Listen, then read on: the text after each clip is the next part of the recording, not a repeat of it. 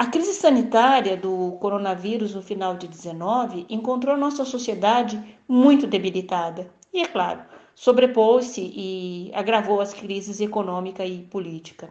Os impactos do curto prazo já estão aí: demissões, indústria e comércio parados, risco de desabastecimento de produtos essenciais. O médio prazo, digamos os próximos 2 ou 3 anos, será reflexo dessa violenta redução de demanda e de oferta.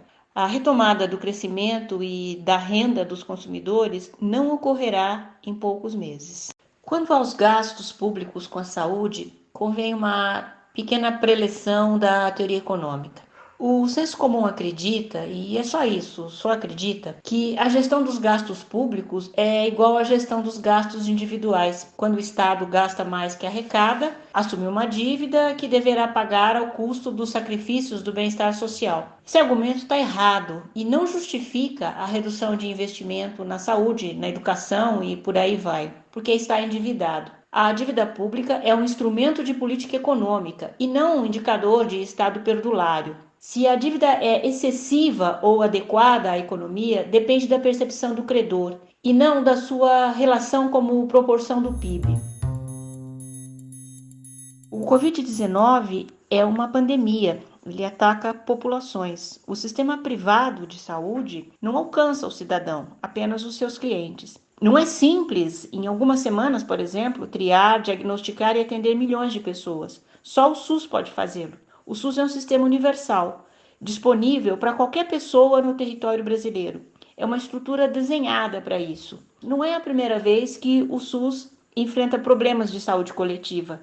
Há conhecimento acumulado, há profissionais experientes e instrumentos de gestão. O que não pode faltar é a quantidade suficiente de recursos financeiros, materiais e humanos para o SUS tocar essa situação e ajudar a debelar a crise. Quanto menos infectados demandem assistência médica e hospitalar, digamos, por uma semana, maior a capacidade de atendimento e menor o número de vítimas fatais. Até os grupos que supostamente não estão na faixa de maior risco, como jovens e crianças, não estão imunes. Quaisquer debilidades podem deixá-los na zona de alto risco. E o jovem assintomático pode infectar muita gente.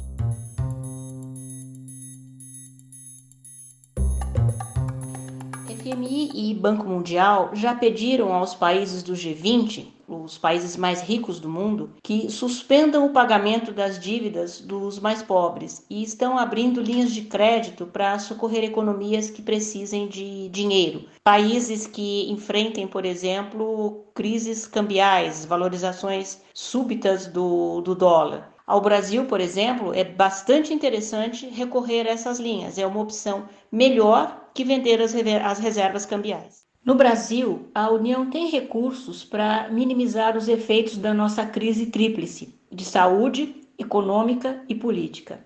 Há várias fontes de recursos. Primeiro, a redução da taxa de juros dos últimos 4 anos reduziu o principal dreno dos recursos brasileiros, o custo da dívida interna. E é muito provável que a taxa de juros chegue a zero nos próximos meses. A emissão de moeda é outra fonte importante. Não há chance de inflação nessa fase do ciclo econômico.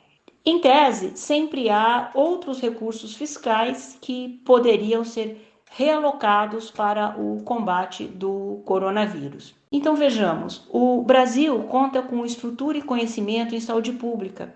E o Estado tem recursos financeiros, tem dinheiro para aumentar o alcance e a eficácia dessas ações contra o coronavírus. A crise política e a decorrente falta de liderança é um entrave crítico para o enfrentamento da situação.